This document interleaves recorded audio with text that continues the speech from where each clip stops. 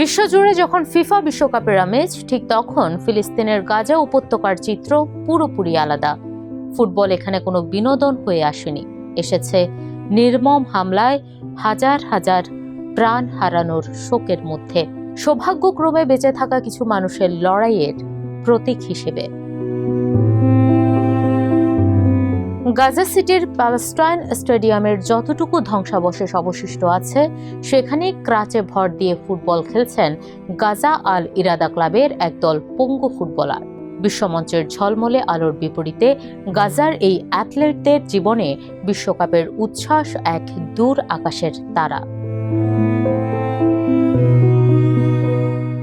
মাত্র 4 বছর আগে 2022 সালের কাতার বিশ্বকাপের সময় 24 বছর বয়সী আলী তাফেশ বন্ধুদের সঙ্গে গাজার একটি ক্যাফেতে বসে উৎসব মুখর পরিবেশে খেলা দেখছিলেন। কিন্তু 2024 সালের ফেব্রুয়ারিতে ইসরায়েলি বিমান হামলায় আলী তার মা ও ভাইকে হারান, এমনকি নিজের একটি পাও হারান। সাবেক এই স্প্রিন্টার চ্যাম্পিয়ন জীবনের সব আশা হারিয়ে ফেলেছিলেন, তবে গাজা আল ইরাদা ক্লাবের মাধ্যমে আবার মাঠে ফিরেছেন তিনি।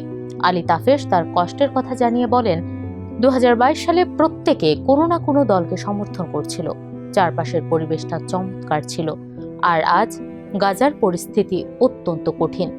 আমরা যে কোনো মুহূর্তে বোমা হামলা ও মৃত্যুর মুখোমুখি দাঁড়িয়ে আছি। বিশ্ব স্বাস্থ্য সংস্থার মতে গাজায় চলমান যুদ্ধে প্রায় 5 থেকে 6 হাজার ফিলিস্তিনি তাদের হাত বা পা হারিয়েছেন। ফিলিস্তিন ফুটবল অ্যাসোসিয়েশনের মার্চ মাসের রিপোর্ট অনুযায়ী ইসরায়েলি হামলায় গাজার 1007 জন ক্রীড়াবিদ, কোচ ও রেফারি নিহত হয়েছেন এবং 265টি ক্রীড়া প্রতিষ্ঠান সম্পূর্ণ ধ্বংসস্তূপে পরিণত হয়েছে। গাজা আল ইরাদা দলের কোচ হাতেম আল মুগরেবি বলেন, এই বিশ্বকাপ গাজার অ্যাথলেটদের জন্য এক চরম একাকিত্বের স্মারক। তিনি জানান, যুদ্ধ ও অবরোধ খেলোয়াড়দের মানসিক স্বাস্থ্যের উপর বিধ্বংসী প্রভাব ফেলেছে। আন্তর্জাতিক সম্প্রদায়ের কাছ থেকে গাজা ও এর অ্যাথলেটদের জন্য এটি একটি বেদনাদায়ক বার্তা। ফিলিস্তিনি ক্রীড়াবিদদের বেঁচে থাকার ও অংশগ্রহণের অধিকার দেওয়া উচিত।